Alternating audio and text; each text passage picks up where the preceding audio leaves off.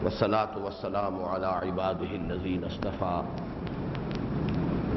خصوصا على افضلهم وخاتم النبيين محمد الامین وعلى آلہ وصحبہ اجمعین اما بعد۔ آج ایک تو مجھے سورۃ البینہ کا ایک چھوٹا سا قرض ادا کرنا ہے۔ لفظ بریہ کی تشریح اس دن نہیں ہو سکی تھی۔ دوسرے آج ارادہ یہ ہے، اگرچہ ارادے کا پورا ہونا کلیتاً اللہ تعالیٰ کی مشیت پر منحصر ہے، کہ ہم دو صورتیں سورۃ الزلزال اور سورۃ العادیات کا مطالعہ کر لیں۔ ویسے طبیعت پر بڑی تکان ہے اور اضمحلال ہے۔ پچھلے 3 دن میرے بڑے شدید مشقت میں گزرے ہیں۔ کل تو ایک دن میں کراچی میں 3 جگہ پر تقریریں ہوئی ہیں، اور عجیب اتفاق ہے کہ کراچی کے ایک انتہائی شمال میں نارتھ ناظم آباد میں فاروق اعظم مسجد میں، ایک نہایت جنوب میں ڈیفنس ہاؤسنگ سوسائٹی کا بھی آخری سرا ہے جہاں ہماری قرآن اکیڈمی تعمیر ہوئی ہے، اور ایک ان دونوں کو بالکل مابین بندر روڈ پر شرمین ہال میں تنظیم اسلامی کراچی کا ایک ماہانہ اجتماع ہوتا ہے۔ اس میں بہرحال میری طبیعت پہ جو اضمحلال ہے اور تکان ہے اس کی کچھ تلافی آپ کر سکتے ہیں اگر توجہ کو مرکوز رکھیں گے۔ تو اس سے پہلے کہ میں جو 2 صورتیں آج ہمیں پڑھنی ہیں ان کی تلاوت کروں، میں چاہتا ہوں کہ جو قرض سورۃ البینہ کا ہے اسے ادا کر دوں۔ سورہ بینہ میں 2 مرتبہ لفظ بریہ آیا ہے۔ ان الذین کفروا من اہل الکتاب والمشرکین فی نار جہنم خالدین فیہا اولئک ھم شر البریہ ان الذین آمنوا وعملوا الصالحات اولئک ھم خیر البریہ۔ اس لفظ کی اصل حقیقت، اس کا مادہ کیا ہے اور اس کے ساتھ اس کا کیا ربط ہے، جب اس پر میں نے غور کیا تو بعض بڑے اہم اور حکمت اور فلسفہ قرآن کا ایک بہت اہم مسئلہ سامنے آیا، جو اس سے پہلے بھی بیان ہو چکا ہے، لیکن یہ ہے کہ اس کا اس لفظ کے حوالے سے اعادہ ہو جانا مفید ہے۔ با را اور حمزہ، برا، اس سے لفظ بنا ہے بری، برا، براۃ من اللہ ورسولہ انہ بری من المشرکین۔ اس کا جو اصل مفہوم ہے وہ ہے کسی ناپسندیدہ چیز سے علیحدہ ہو جانا۔ یہ اس نے کہا میں بری ہوں، یعنی تمہارے عمل سے، تمہارے طرز عمل سے، تمہارے عقائد سے میں اعلان کر رہا ہوں۔ براۃ من اللہ ورسولہ، اللہ اور اس کے رسول کی طرف سے اعلان لا تعلقی ہے، اعلان بیزاری ہے۔ تو یہ اس کا اصل معنی ہے، لیکن اسی سے لفظ بنتا ہے اللہ تعالیٰ کا ایک نام ہے الباری، هو اللہ الخالق البارئ المصور۔ وہاں خالق کے ساتھ جڑ کر آ رہا ہے باری، اور بریہ کا مفہوم جو اکثر مترجمین نے لکھا، مفسرین نے لکھا، عربی میں بھی بریہ اے خلیقہ، مخلوق شے، خلائق میں سے بدترین ہے وہ اہل مشرکین میں سے جو پڑھ گئے، بدترین خلق جو میں نے کیا تھا مخلوقات میں بدتر، اور جو لوگ ایمان لائے انہوں نے نیک عمل کیے وہ ہے خیر البریہ، وہ میں مخلوقات میں بہترین ہے۔ لیکن یہ کہ اس کے اصل میں اس کا مفہوم ہے خلیقہ، مخلوق ہے۔ اس کے علم میں ہوگا کہ صفت مشبہ کا جو وزن ہے عربی زبان میں فعیل، وہ اس میں فاعل کے معنی بھی دیتا ہے، اس میں مفعول کے معنی بھی دیتا ہے۔ اس اعتبار سے یہاں پر جو ہے بری اور خلیق، خلیق خلق سے مخلوق کے معنی میں، خلیقہ مخلوق کی ہوئی شے، مخلوق کی ہوئی بنائی ہوئی ہستی۔ اسی طرح بریہ ہے جو بریہ بن گیا ہے، یا اور حمزہ مدغم ہو گئے، یا پر تشدید آئی، بریہ یہ بھی وہی فعیل کے وزن پر ہے، اور اس کے معنی بھی خلیقہ یعنی مخلوق۔ اب اس کا مفہوم کیا ہے؟ میں اس سے پہلے عرض کرتا ہوں کہ عالم خلق جو ہے وہ ایک کمتر عالم ہے، نیچے کا عالم ہے، عالم اسفل ہے، اور مخلوقات میں لازماً کچھ پہلو جو ہے نقص کے، کچھ نہ کچھ پہلو ضعف کے، کمی کے، احتیاج کے لازماً یہ اس کا لازمہ ہے۔ جیسے کہ سورۃ التین کے درس میں بھی بار بار یہ بات آئی کہ انسان کو ہم نے تخلیق فرمایا بلند ترین سطح پر، لیکن اسے لوٹا دیا نچلوں میں سب سے نیچے۔ اس میں کیا توافق ہے؟ انسان کا، انسانی وجود کا ایسا، اس کا روحانی وجود یہ بلند ترین ہے، لیکن یہ عالم امر کی شے ہے، عالم خلق کی شے نہیں ہے۔ دوسرا حصہ ہے حیوانی وجود، یہ عالم خلق کی شے ہے، یہ نچلوں میں نیچا ہے۔ اسی لیے وہ آیات جو ہے میں نے اس سے پہلے بارہا کوٹ کی ہیں، خلق الانسان ضعیفا، انسان پیدا کیا ہے کمزور، پیدا کیا گیا ہے کمزور۔ خلق الانسان من عجل، انسان کو بنایا ہی گیا ہے عجلت سے، یعنی کہ سرشت عجلت ہے، اس کی طبیعت کے اندر عجلت پسندی ہے۔ یہاں تک کہ بڑے بڑے لوگ، نیک لوگ بھی خیر میں، نیکی میں عجلت کر بیٹھتے ہیں، اور یہ عجلت تباہی کا سبب بن جاتی ہے۔ یہ عجلت پسندی وہ ہے کہ جو انبیاء کرام سے بھی اس کا صدور ہو گیا، اگرچہ ظاہر بات ہے کہ انبیاء کرام سے صدور ہوگا شر میں نہیں ہے۔ حضرت موسیٰ علیہ السلام وقت معین سے پہلے حاضر ہو گئے کوہ طور پر، جواب طلبی ہو گئی، ماں جان یا موسیٰ، یہ وقت معین سے پہلے کیسے آ گئے موسیٰ تم اپنی قوم کو چھوڑ کر؟ وضاحت پیش کی، حولائے علی اصل واجلت الیک رب لترضی، پروردگار وہ قوم بھی پیچھے پیچھے آ ہی رہی ہے، میں جلدی تاکہ تو راضی ہو جائے، تو میرا شوق دیکھ، میرا اشتیاق دیکھ۔ لیکن جواب ملا فَإِنَّا فَتَنَّا قَوْمَكَ مِن بَعْدِكَ، تمہاری اس عجلت پسندی چاہے وہ خیر کے جذبے سے تھی، اس نتیجہ نکل چکا ہے، ہم نے تمہاری قوم کو تمہارے بعد فتنے میں ڈال دیا۔ یہی بات حضور سے کہی گئی، وَلَا تَعْجَلْ بِالْقُرْآنِ مِن قَبْلِ أَن يُقْضَىٰ إِلَيْكَ وَحْيُهُ لَا تُحَرِّكْ بِهِ لِسَانَكَ لِتَعْجَلَ بِهِ۔ اب ظاہر بات ہے قرآن کی محبت، قرآن کا اشتیاق، یہ تو خیر ہے، خیر ہی خیر ہے، اس میں شر کا امکان، اس میں بھی عجلت نہیں۔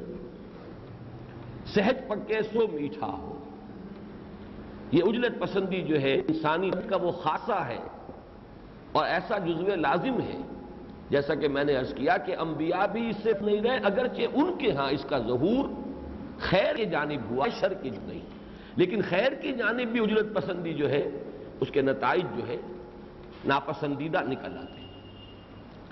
اسی طریقے سے فرمایا ان الانسان خلق ہلوعا، انسان کو تو پیدا ہی کیا گیا ہے تھوڑ دلا، کم ہمتا، بے صبرا، اور اس کی وضاحت کر دی اذا مسہ الشر جزوعا واذا مسہ الخیر منوعا، تکلیف آتی ہے تو چیختا ہے، چلاتا ہے، نالا و شیون، فریاد، اگر کوئی خیر مل جائے، دولت مل جائے تو اس کو روک روک کر رکھتا ہے کہ کہیں کسی دوسرے کو اس کا فیض نہ پہنچ جائے۔ ایسا ہوتا ہے نا، یہ دونوں چیزیں بیک وقت کیسے ہیں؟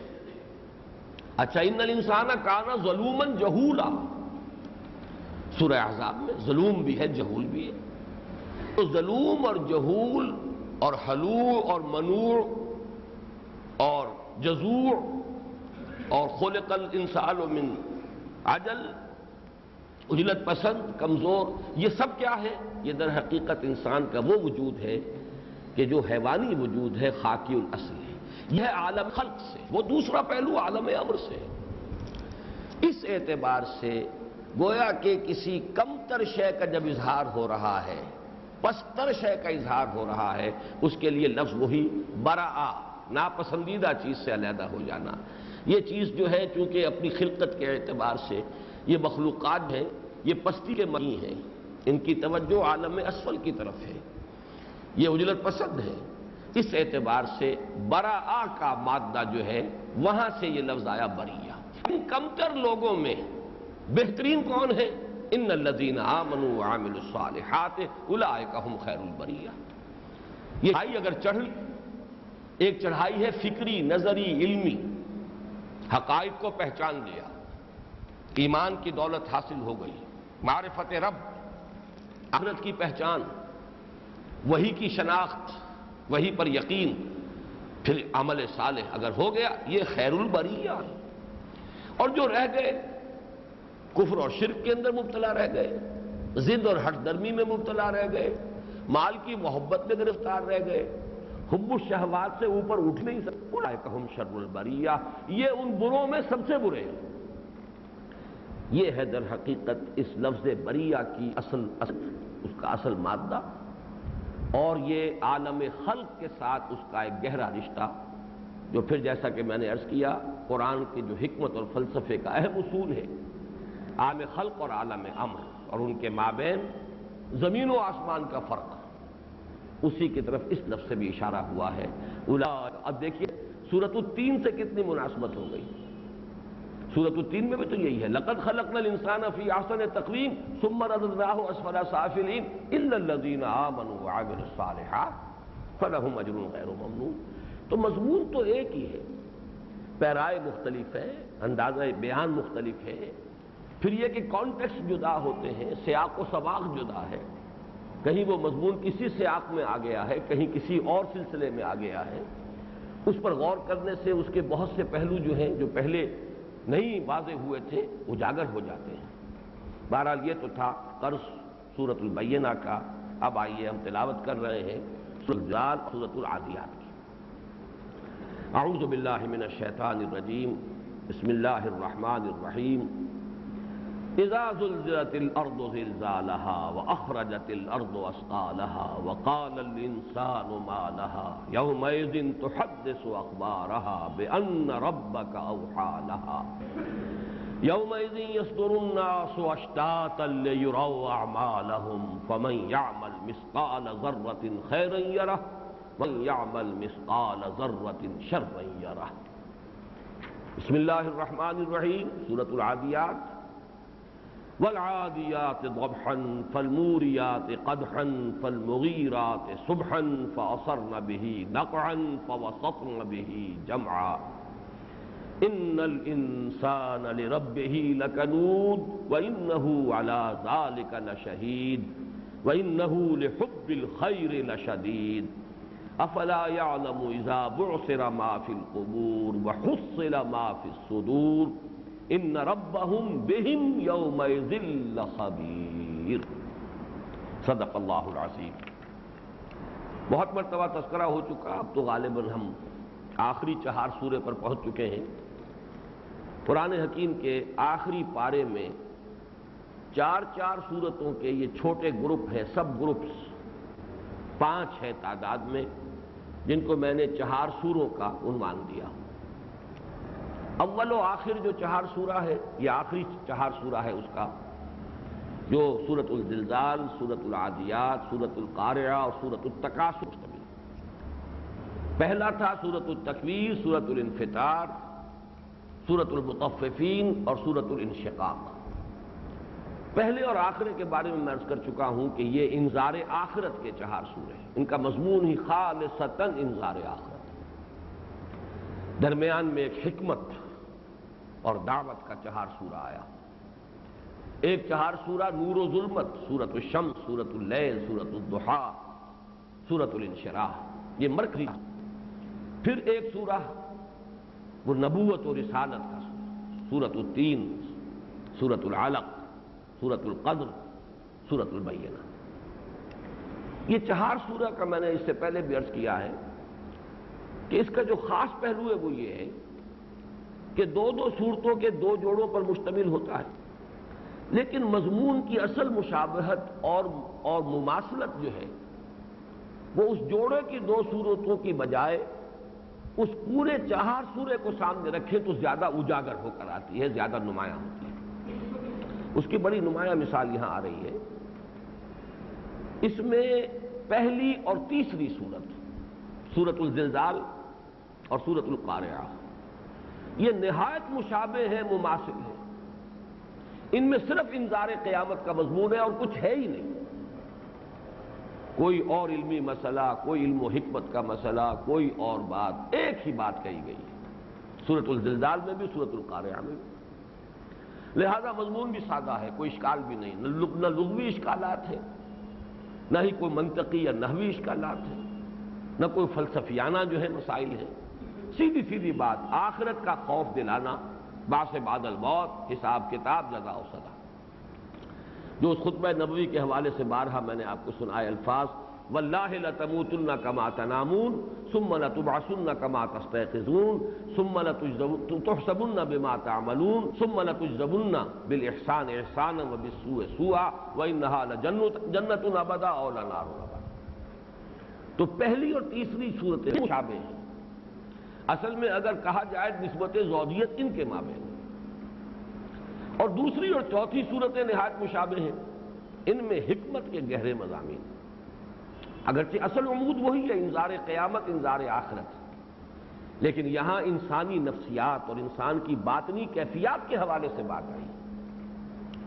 انسان کا ناشکرا پن، تقابل تو کرے انسان اپنا، حیوانات سے تقابل کرے جن سے یہ اپنے آپ کو افضل سمجھتا ہے، ان میں کتنی وفاداری ہوتی ہے اپنے آقا کے لیے، اپنے مالک کے لیے، کس طریقے سے گھوڑا جو ہے وہ اپنے آقا کے ذرا سے اشارے کے اوپر خطرات کے اندر کود پڑتا ہے، گھس جاتا ہے، حالانکہ اسے معلوم ہے کہ آگے نیزے ہیں اور آگے تلواریں ہیں اور تیروں کی بوچھار آ رہی ہے، لیکن مالک پیٹھ پر بیٹھا ہوا ہے، اس نے جو اشارہ کر دیا ہے، اس کی ایڑی کی ذرا سی حرکت جو ہے وہ اسے ہر طرح کا رسک لینے کے لیے آمادہ کر دیتا۔ ذرا تقابل کرے انسان اپنا۔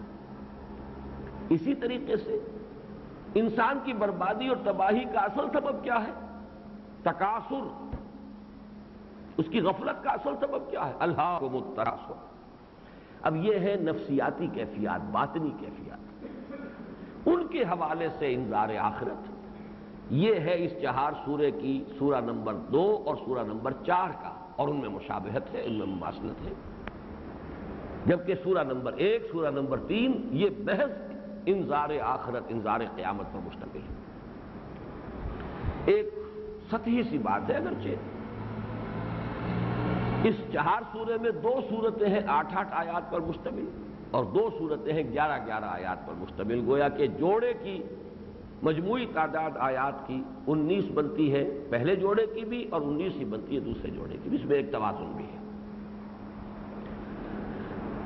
اب آئیے سورۃ الزلزال، جیسا کہ میں نے عرض کیا، اس میں کوئی اشکال والا مضمون ہے ہی نہیں، یہ تو قرآن و مضمون ہے کہ جو ہر صفحے پر موجود ہے۔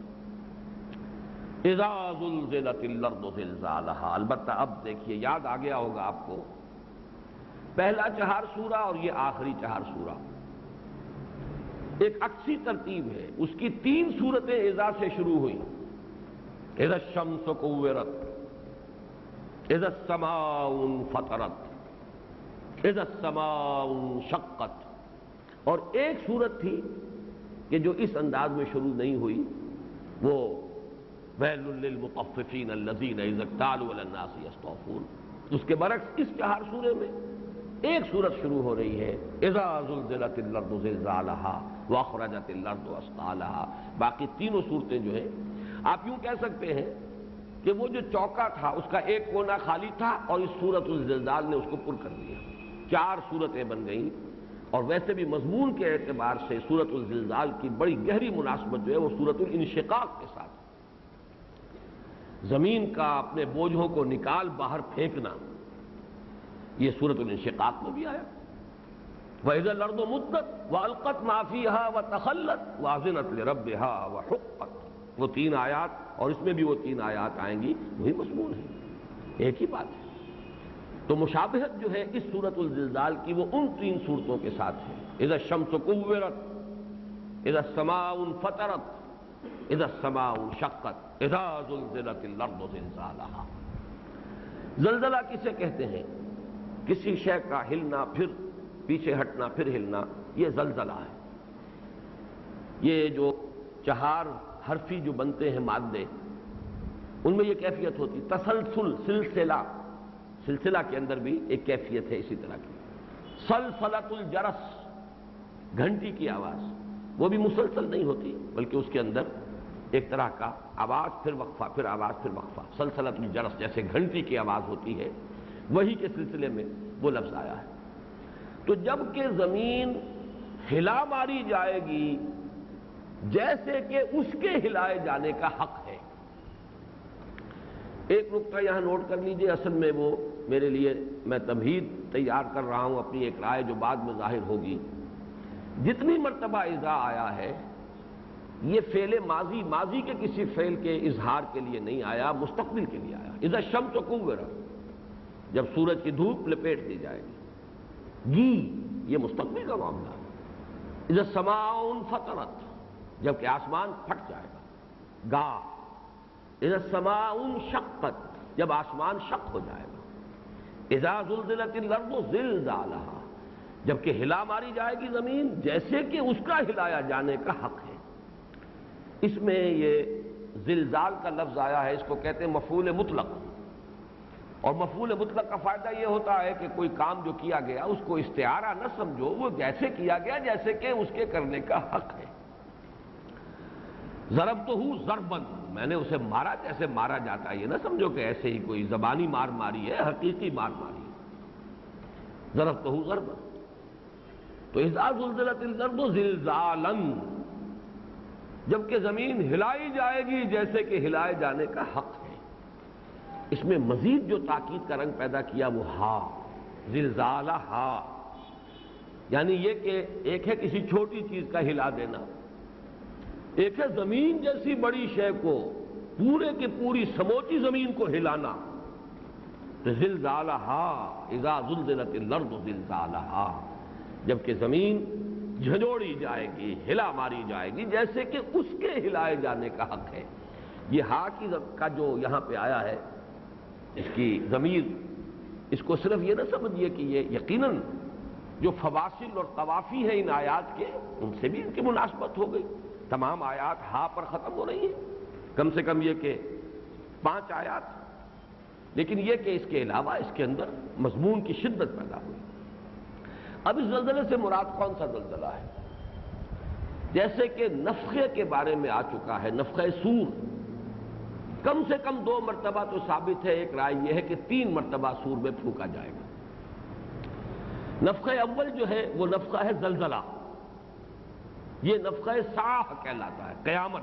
قیامت کا لفظ اصل میں ہمارے ہاں عام طور پر اردو میں اور عربی میں بھی اسے ہم ایک خاص سینس میں استعمال کر لیتے ہیں، حالانکہ اگر اس کو علیحدہ کیا جائے تو ایک ہے ساعہ، الساعہ والساعۃ اضحیٰ وامر، ایک ہے قیامہ۔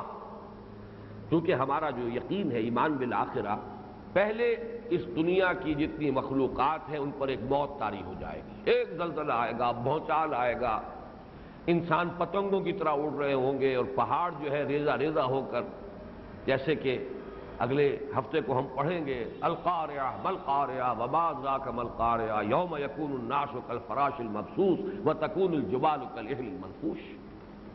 یہ ہے پہلا مرحلہ۔ پھر جب ایک عمومی موت طاری ہو جائے گی تو ایک لفظ جو آیا ہے صاق، جب سور میں پھونکا جائے گا فصائق من فی السماوات والارض، آسمانوں اور زمین کی جملہ مخلوقات الا ما شاء اللہ، سوائے ان کے جنہیں اللہ چاہے، وہ بے ہوش ہو کر گر جائیں گے۔ یہ دوسرا نفخہ ہے، اور بعض لوگ اس دونوں کو ایک ہی میں شمار کرتے ہیں۔ اب اس کے بعد کتنا وقت گزرے گا ہم نہیں جانتے، ہو سکتا ہے صدیوں بیتے۔ پھر جب اٹھایا جائے گا فَإِذَا هُمْ قِيَامٌ يَنظُرُونَ، بعد سے بعد الموت کا جب مرحلہ آئے گا، یہ ہے قیامت۔ قیامت کس کو کہتے ہیں؟ قیام کے معنی کھڑا ہونا۔ تو یوم القیامہ وہ ہے جب کہ لوگ کھڑے ہوں گے، یوم یقوم الناس لرب العالمین، جب کہ لوگ کھڑے ہوں گے اپنے رب کے حضور میں۔ تو وہ جو موت کا مرحلہ ہے پہلے جو آئے گا، جو تباہی، یہ ایک مرحلہ ہے۔ اس کے لیے قرآن کی اصطلاح ہے ساعہ، والساعۃ اضحیٰ وامر، بڑی کڑوی شے ہے یہ۔ اور قرآن مجید میں اس زلزلے کا ذکر جو ہے، جو زلزلۃ الساعہ ہے، وہ سورہ حج کے شروع میں آیا ہے۔ یا ایھا الناس اتقوا ربکم ان زلزلۃ الساعۃ شیء عظیم یوم ترونها تذهل كل مرضعة عما ارضعت وتضع كل ذات حمل حملها وترى الناس سکارى۔ اب اس میں صاف معلوم ہو رہا ہے کہ یہ زلزلہ جب آئے گا، زلزلۃ الساعہ، تو ابھی لوگوں میں جان ہوگی، شعور ہوگا، دودھ پلانے والیاں اپنے بچوں کو بھول جائیں گی، حاملہ جو ہے ان کے حمل گر جائیں گے، لوگوں پر ایک عجیب ہول کسی کیفیت طاری ہوگی، محسوس ہوگا جیسے کوئی نشہ ان کو اوپر مسلط ہو گیا ہے، وما هم بسکارى ولکن عذاب اللہ شدید۔ یہ ہے زلزلۃ الساعہ۔ یا ایھا الناس اتقوا ربکم ان زلزلۃ الساعۃ شیء عظیم۔ یہ زلزلہ وہ نہیں ہے، یہ زلزلہ ہے زلزلۃ القیامہ۔ اس زمین میں وہ تمام مخلوقات جو اس کی تھیں، جب موت طاری ہو جائے گی وہ سب کے سب مٹی ہو کر اسی میں دفن ہو جائیں گے، مٹی ہو کر مٹی میں مل جائیں گے، چاہے وہ زلزلۃ الساعہ کے وقت ہلاک ہوئے ہوں، لیکن چونکہ مدت گزرے گی، باڈیز ڈیکے ہو جائیں گی، مٹی ہو کر مٹی میں مل جائیں گے۔ اب تو زمین ہی زمین ہے، اس کے اوپر کوئی جاندار شے کا وجود نہیں۔ اب جب قیامت کا وقت آئے گا، دوسرا زلزلہ، اب اسے زمین کو جھاڑا جائے گا، جیسے جھاڑتے ہیں آپ کسی دری کو جھاڑتے ہیں اس میں سے گردہ نکالنے کے لیے، قالین کو جھاڑتے ہیں کہ اس کے اندر جو گردہ جمع ہو گیا وہ نکلے۔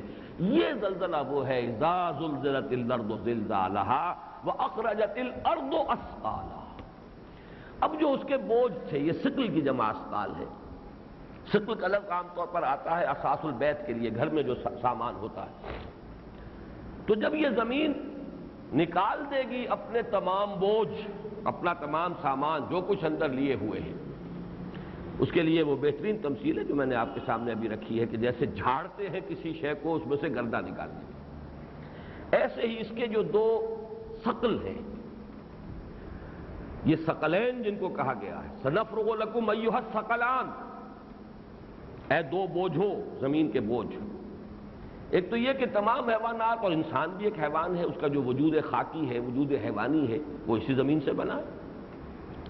اور معلوم یہ ہوتا ہے کہ جنات کی تخلیق بھی جو ہوئی ہے، جو اگرچہ شعلے کی لپٹ سے ہوئی ہے، لیکن یہ بھی اس دور میں جبکہ زمین خود ایک دہکتا ہوا انگارہ، آگ کا ایک کرہ تھی، وہ بھی ہے اسی زمین کی مخلوق، اگرچہ وہ ناری کرہ تھا، ابھی اس کی خاک کی سٹیج نہیں آئی تھی، اسی لیے ان کو کہا گیا ثقلان۔ یہ زمین کے دو بوجھ ہیں، یہ زمین ہی کی کوکھ سے برآمد ہوئے ہیں، چاہے پہلا بوجھ جو ہے وہ اس وقت برآمد ہوا جبکہ ابھی یہ خود ایک ناری کرہ تھا، اور دوسرا بوجھ اس وقت برآمد ہوا جبکہ اس کے اوپر خاک کی تہ آ گئی تھی، یہ جو کرسٹ آف دی ارتھ جسے ہم کہتے ہیں، کلے ہے، اس سے پھر تخلیقات کا سلسلہ ہوا۔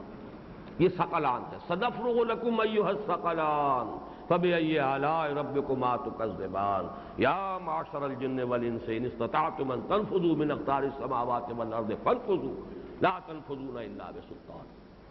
تو اخرجت الارض اثقالها، اب اس میں اگرچہ مفسرین کے اقوال ہیں، اس سے ایک مراد یہ ہے کہ زمین اپنے خزانے اگل دے گی، سونا چاندی یہ سب کچھ بھی تو اسی میں پڑا ہوگا نا، اور وہ اس لیے نکال باہر کرے گی کہ اب جو بعد سے بادل موت کے بعد انسان دیکھے گا تو حسرت طاری ہو جائے اس پر کہ اس کے لیے ہم ایک دوسرے کی گردنیں مارتے رہے، اس سونے چاندی کے لیے، سیم و زر کے لیے، اور آج اس کی طرف کسی کو دیکھنے کی بھی جرت نہیں ہوگی، کوئی ایک نگاہ سے بھی دیکھنا پسند نہیں کرے گا۔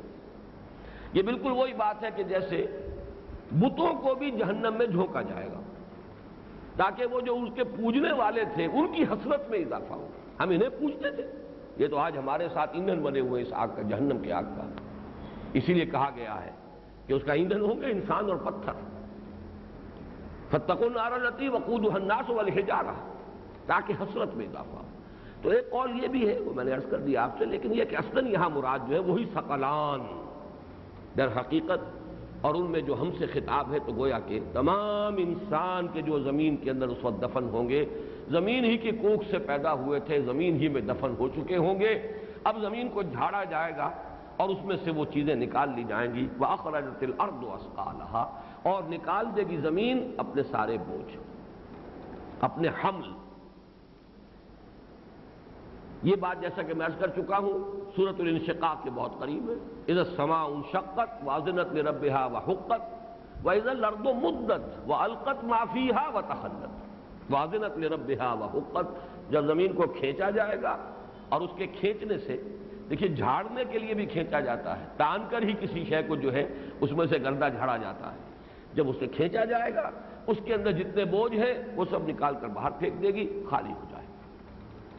وَقَالَ الْإِنسَانُ مَا لَهَا، اور کہے گا انسان، اب یہ معلوم ہوتا ہے بعد سے بعد الموت کا مرحلہ ہے، جبکہ اب شعور بھی ہو گیا انسان کو، جیسے کہ دوسرے مقامات پر ہے من بعثنا من مرقدنا، کس نے ہمیں دوبارہ اٹھا دیا اپنی قبروں سے.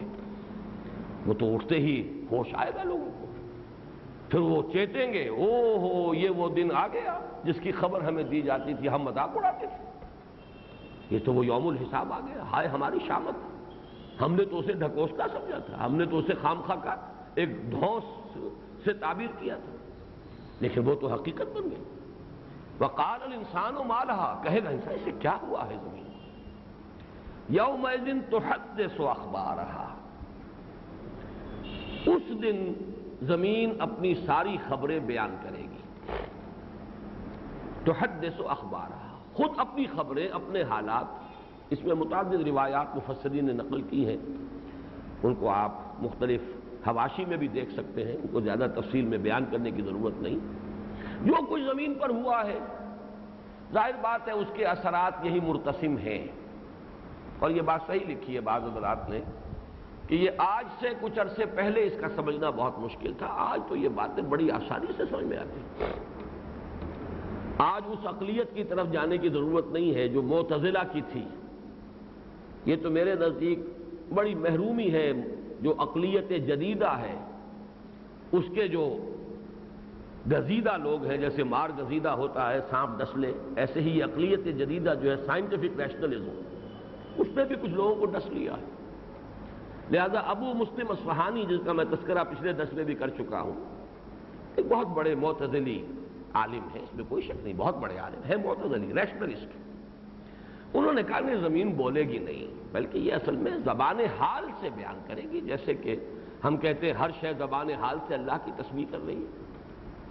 جیسے کہ کوئی تصویر جو ہے زبان حال سے مصور کے کمال فن کا وہ گویا کہ اظہار کر رہی ہے، تصویر بول رہی ہے. گویا کہ کوئی شے جو کسی بڑھئی نے میز بنائی ہے، وہ میز بول رہی ہے کہ یہ بنانے والا بڑھئی جو بڑا کاریگر ہے، بڑا ماہر ہے اپنے فن کا. تو یہ صرف زبان حال سے تعبیر ہے، ورنہ یہ کہ بولنا، اب چونکہ یہ بات سمجھ میں نہیں آتی تھی بولے گی کیسے.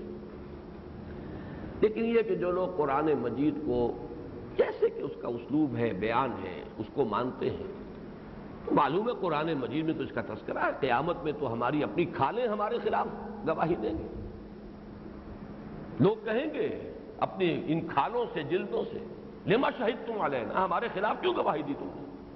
اور وہ جواب دیں گی انطقنا اللہ الذی انطق کل شیء، آج ہمیں بھی گویائی عطا کر دی ہے اس اللہ نے جس نے کہ ہر شے کو گویائی عطا کی. ہمارے ہاتھ بولیں گے، ہمارے پاؤں بولیں گے، تو یہ زمین جو ہے یہ کیوں نہیں بولے گی؟ گویا کہ اسے ظاہر ہی پر محمول کرنا چاہیے، خام خواہ اس کی کوئی تعویل اور کوئی سائنٹیفک توجیہ کرنے کی کوشش. یہی در حقیقت اس دور میں جو ایک اعتزال جدیدہ کا سلسلہ شروع ہوا، جس کے امام ہیں سر سید احمد خان، پاک و ہند کی سرزمین میں. مصر میں کچھ دوسرے لوگ ہیں، لیکن یہاں سر سید احمد خان، انہوں نے ہر چیز کی کوشش کی، سائنٹیفک ایکسپلینیشن، سائنٹیفک توجیہ. پھر اسے منطقی انتہا تک پہنچایا علامہ مشرقی نے اور غلام احمد پرویز نے. اصل میں خوشہ چینی ہے سر سید احمد خان کے فکر سے، وہ بہت بڑے عالم تھے، اس میں کوئی شک نہیں، اس لیے کہ وہ تو اس خانوادے کے شاگردوں میں سے ہے. خانوادہ ولی اللہ ہی اسی کا سلسلہ ہے، فیض علم ہے کہ جو سید احمد خان تک پہنچا ہے. لیکن بہرحال ایک نقطہ نظر ہوتا ہے کسی انسان کا. ابو الفضل فیضی بھی تو بہت بڑے عالم تھے. قرآن مجید کی پوری تفسیر لکھ دینا جس میں نقطے والا حرف آئے نا. آخر ایک شخص کی مہارت جو ہے ادب پر، لغت پر، زبان پر، اظہار بیان پر، اس کی قدرت، آخر یہ سب چیزیں ہیں تب لکھی نا تفسیر.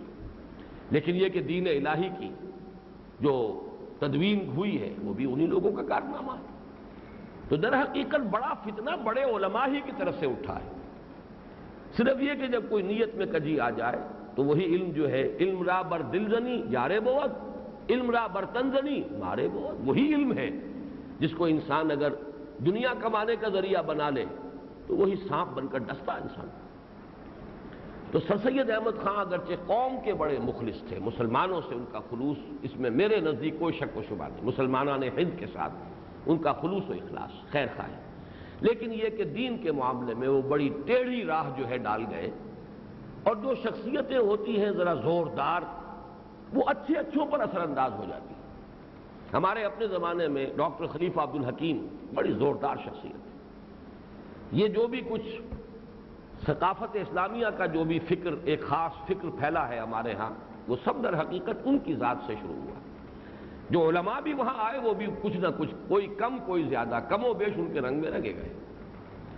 سر سید کے ہاں بھی جو علماء آئے، ظاہر بات ہے علی گڑھ کالج میں، علی گڑھ یونیورسٹی میں بڑے بڑے علماء کو بھی جمع کیا، لیکن ان پر بھی رنگ چڑھا ہے سر سید احمد خان کا۔ یہ میں جان بوجھ کر یہ بات کہہ رہا ہوں، اس لیے کہ یہ چیز در حقیقت آگے چل کر سورۃ الفیل کا جو درس ہوگا اس میں یہ ایک بہت اہم بحث ہے، اس کی تمہیدی بحث۔ اس کی ایک مثال یہ ہے کہ یومئذ تحدث اخبارہا، اس کی تعویل ابو مسلم اصفہانی کر رہے ہیں کہ زبان حال سے زمین کہے گی کہ میں بھی تھی کبھی اور مجھ پر بھی آبادی تھی کبھی۔ یہ اس کی کیفیت کی تعبیر ہے، اس کا باقاعدہ تکلم نہیں، جبکہ جمہور علماء، جمہور مفسرین متفق ہیں کہ وہ بولے گی۔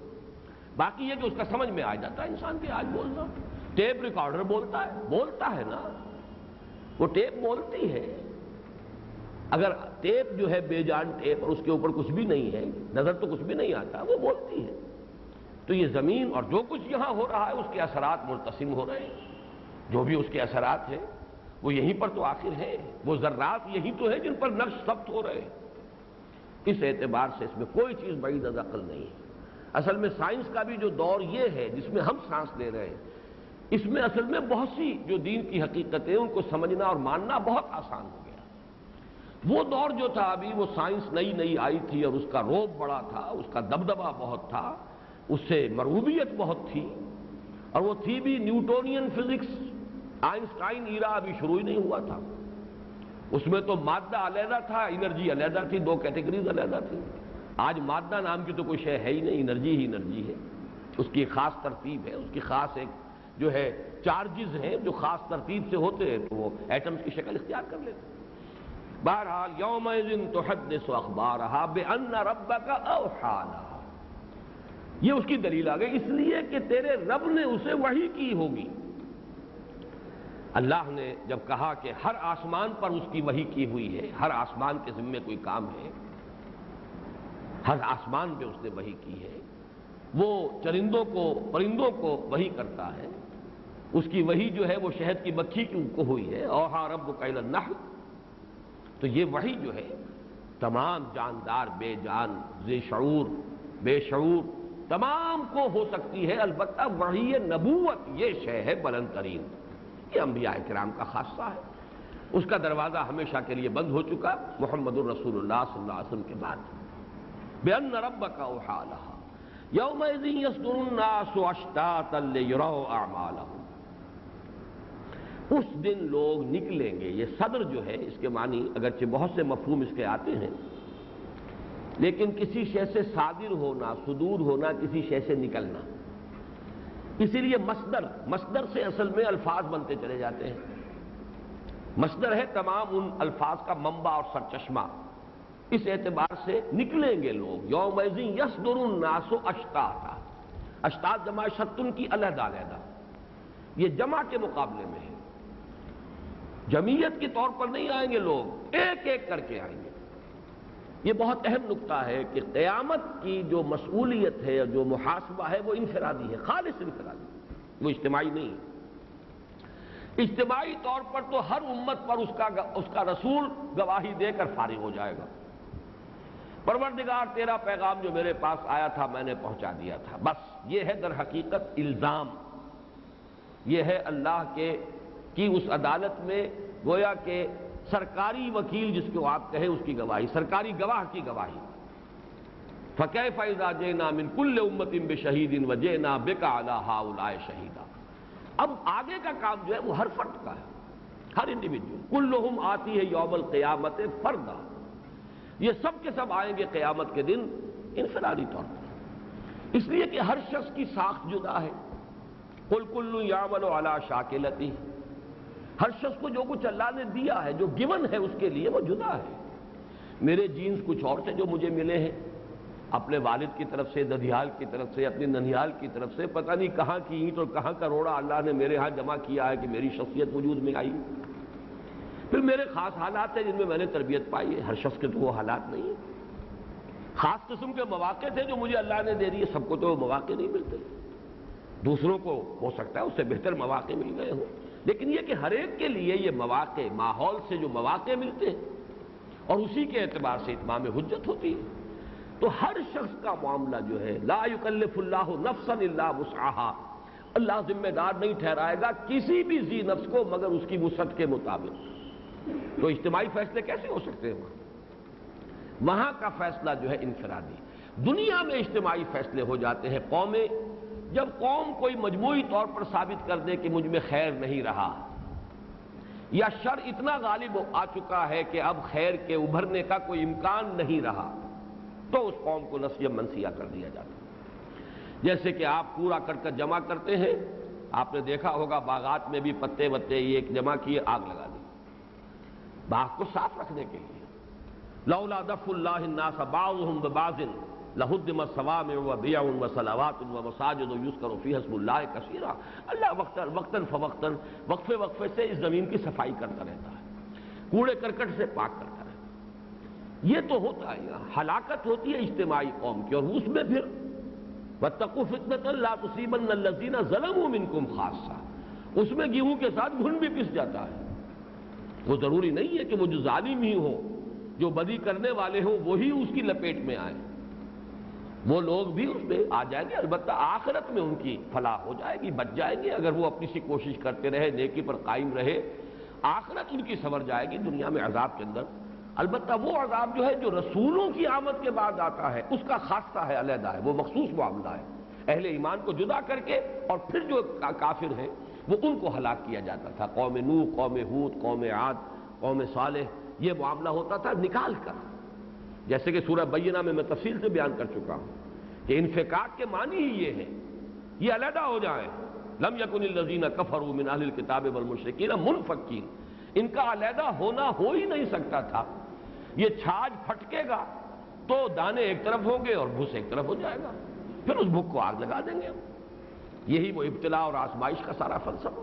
بلے یبحث اللہ تعالیٰ تمہیں سفٹنگ کر لینا چاہتا ہے، چھان پھٹک کر کے جو صحیح مال ہے اس کو نکال کر اور باقی بھس جو ہے اس کو آگ لگا دینا چاہتا ہے۔ یومئذ یصدر الناس اشتاتا، اس دن نکلیں گے لوگ علیحدہ علیحدہ، لیروا اعمالہم، تاکہ دکھلا دیے جائیں، مجہول کا صیغہ ہے، تاکہ ان کو دکھلا دیا جائے، دکھلا دیے جائیں، وہ دکھلا دیے جائیں اپنے اعمال۔ یہاں دکھلانے کا ذکر ہے، یہاں جزا و سزا کا ذکر نہیں ہے۔ اس صورت کے بارے میں یہ نکتہ نوٹ کر لیجئے، ورنہ بہت سے اشکال پیدا ہو جاتے ہیں۔ ہر انسان کو دکھا دیا جائے گا، اگرچہ اس میں یہ بھی ہوگا کہ بہت سی برائیاں اگر ہم نے کی ہیں تو بہت سی نیکیوں سے ان کا ازالہ ہو جائے، ڈیبٹ کریڈٹ ہو جائے، لیکن ایک دفعہ جو آئے گا نقشہ پورا، وہ تو یہ ہے کہ آپ کا بینک اکاؤنٹ بھی آتا ہے تو ایک پیسہ بھی آپ نے اس میں سے ڈرا کیا تو وہ تو درج ہوگا، بیلنس جو نکلے گا وہ دیکھا جائے گا کہ آپ کے خلاف ہے یا آپ کے حق میں ہے، کریڈٹ ہے یا ڈیبٹ ہے۔ لیکن یہ ہے کہ وہ ساری انٹریز تو ہوں گی، کوئی عمل بھی اس اعتبار سے غائب نہیں ہوگا، ہر انسان کے سامنے آ جائے گا۔ یہی وہ بات ہے کہ جو کہی گئی سورہ کہف میں، پکار اٹھیں گے لوگ، ما لہذا الکتاب لا یغادر صغیرۃ ولا کبیرۃ الا احصاها ووجدوا ما عملوا حاضرا۔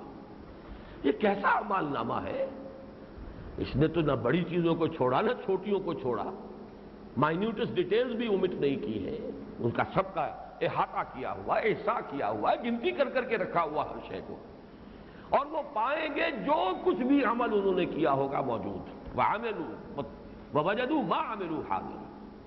تو یہ در حقیقت اس آیت کے ذیل میں اس کی شرح ہے یہ، فَمَنْ يَعْمَلْ مِثْقَالَ ذَرَّةٍ خَيْرًا يَرَهُ۔